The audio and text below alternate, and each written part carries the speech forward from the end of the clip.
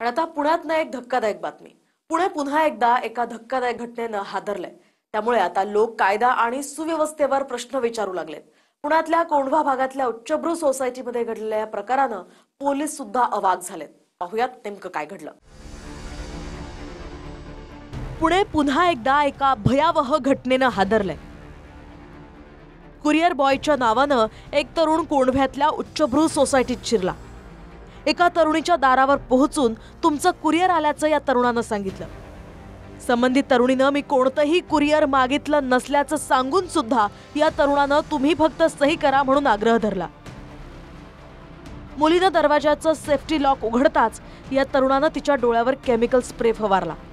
स्प्रेमुळे ही तरुणी बेशुद्ध होऊन पडली आणि त्याचा फायदा घेत या नराधमानं तिचं लैंगिक शोषण केलं। त्यानंतर या आरोपीनं तरुणीचाच मोबाईल घेऊन स्वतःचा एक सेल्फीही काढलाय आणि त्यापुढे मी पुन्हा येईन असं लिहून तो तिथून फरार झालाय। डिलिव्हरी देण्याकरिता एक कुरिअर बॉय आला होता आणि बँकेकडून आपलं एनव्हलप आपल्याला द्यायचं म्हणून सांगितलं आणि तो स्वतःकडे पेन नाही असं सांगून सिग्नेचरसाठी पेन मागितला आणि जसे निर्भया घरामध्ये पेन घ्यायला गेल्या त्यानंतर अत्याचार केल्याचा प्रकार समोर आला आहे। पीडित तरुणी मूळ अकोल्याची असून पुण्यातल्या एका बड्या कंपनीत कामाला आहे। याआधी खरं तर अनेक घटनांनी पुण्याच्या कायदा आणि सुव्यवस्थेवर प्रश्न उभे राहिलेले असतानाच या घटनेची त्यात आता भर पडली आहे।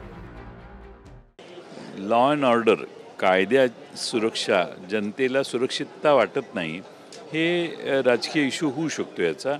आणि एखादा माणूस घरात घुसून असं कृत्य करत असेल तर त्या संबंधात हे गंभीरच आहे आणि अशा गोष्टी व्हायला लागल्या तर घरात डिलिव्हरी बॉयजना बंदी करण्याशिवाय दुसरा पर्याय राहणार नाही। ही घटना घडली आहे।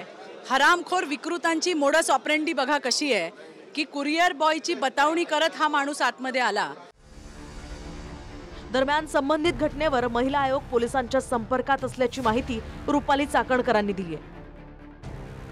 मात्र तनिषा भिसेंच्या मृत्यू प्रकरणी नेमलेल्या समित्यांचा अहवाल येऊन सुद्धा पुढे काय झालं, हगवणे प्रकरणांचा तपास कुठपर्यंत आला, असे अनेक प्रश्न सुजाण पुणेकर विचारतायत। त्याच्या संदर्भात पोलिसांची आत्ताच माझं येताना बोलणं झालं। या सगळ्या प्रोसेसमध्ये पोलीस तपास करतात आहेत आणि खरं तर दिवसेंदिवस ह्या घटना वाढलेल्या आहेत। ही कोंढवा परिसरातली घटना आहे आपण जी सांगताय, त्याच्यामध्ये पोलिसांनी तातडीने याच्यामध्ये तपास कार्य सुरू केलेलं आहे। पण अशा घटना घडू नये याच्या पाठीमागे अजून काय आहे का हे शोधण्याचा प्रयत्न हा पोलिसांच्या माध्यमातून होतो। Bureau report, TV9 Marathi.